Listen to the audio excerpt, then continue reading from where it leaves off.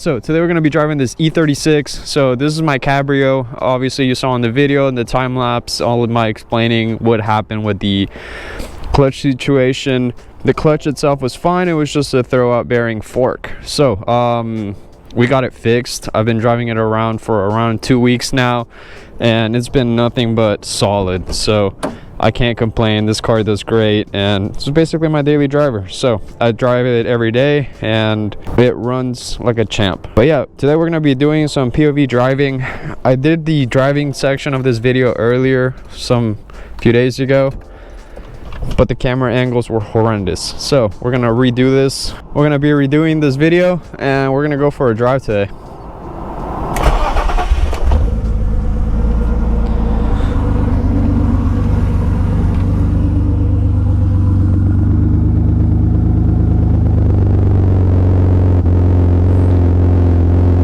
This thing is so loud. I love it.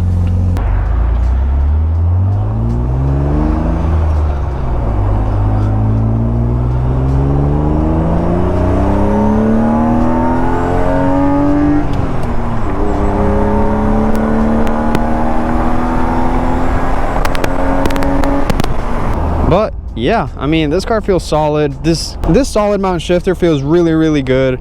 All the gears go in, no problem. Super soft. You don't even have to give it that much pressure. I can put in gears with one finger, and especially mainly because it has a really long shifter. If you have a little shorter one, you need more force to put the gears in. With this, you have a lot more leverage, and it makes the whole shifting process a lot easier.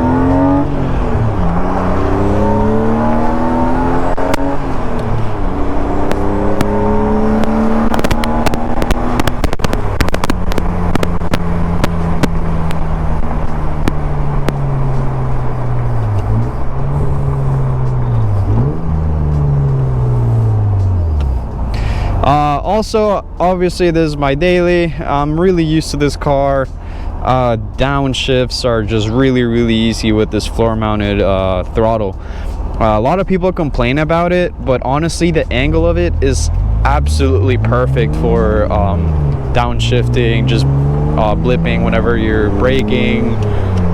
Honestly, I love it. I love that about BMWs. Floor mounted throttle pedal, it's a really great feature about them. My E30 has it, the E46 has it, E36 has it, so it's just something that they've always done, and honestly I'm glad they kept it throughout the decades.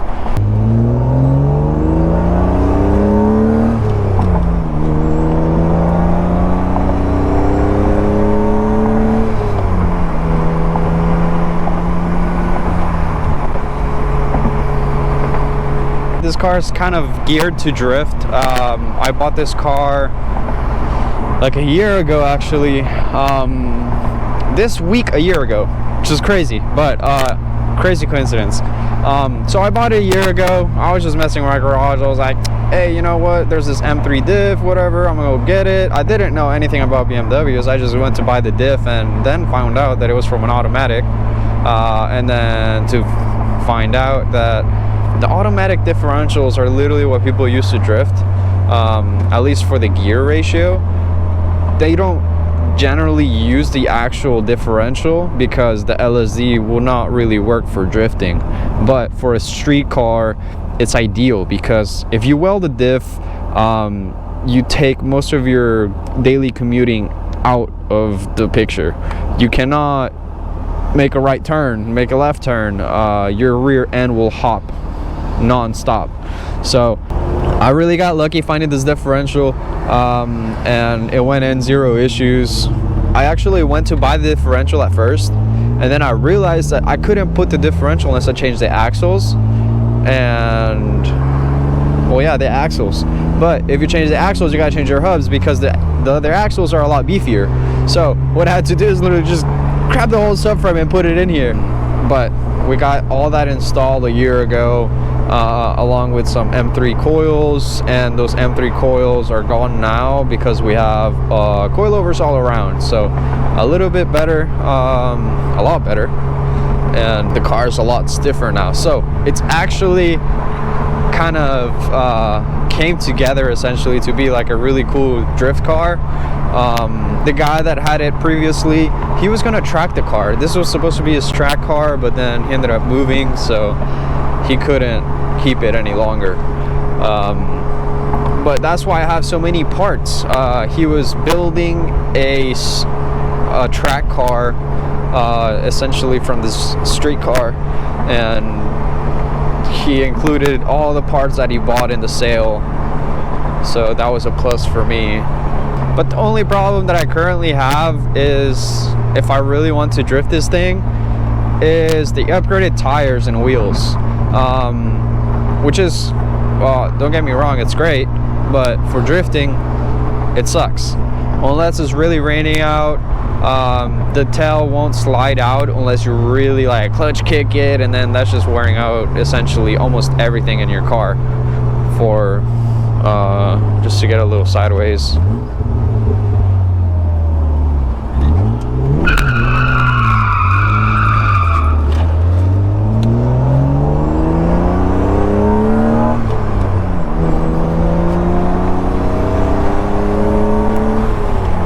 Oh, not bad, but it's still, you know, clutch kicking it wears out your clutch a lot, and like you saw earlier, the whole transmission had to come out for that same reason.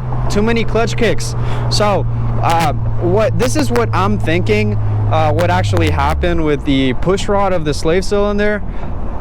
Too many clutch kicks. The rubber on the end broke because of such aggressive kicking, and then eventually it just kept riding on metal, and then the fork essentially broke and the rod went through it, and that's why we had to drop the transmission. It was literally just to change that, so that really sucks, but it had to be done. So now the best thing to do would be to baby this thing. But since I can fix my own cars and I don't have to pay anybody to actually get my cars running, knowing myself, it's not gonna happen. I'm definitely gonna drift this car around. At least I'm gonna keep myself together just to do it whenever it rains, so I don't wear out everything in my car for no reason. The only reason is to have fun, but other than that, how much are you willing to pay to have fun at the end of the day? Definitely not a new engine. Definitely not looking forward to that.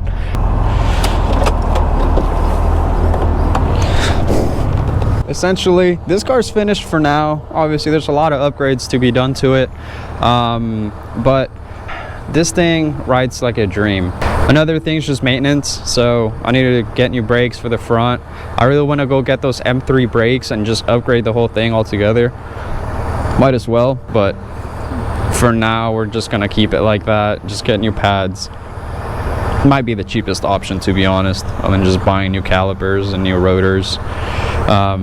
But essentially, if I actually get the front brakes, we'll basically have an M3 suspension, because I already have the rear subframe, rear brakes, everything. So if I upgrade the front, we would be set. A car with M3 suspension, just underpowered as heck because it's barely a 2.5 liter, but hey, it still gets sideways, so it's okay. Thank you guys very much for watching. Make sure you check out other videos. I recently just uploaded an E46 rebuild video. I took out the head, redid the whole thing.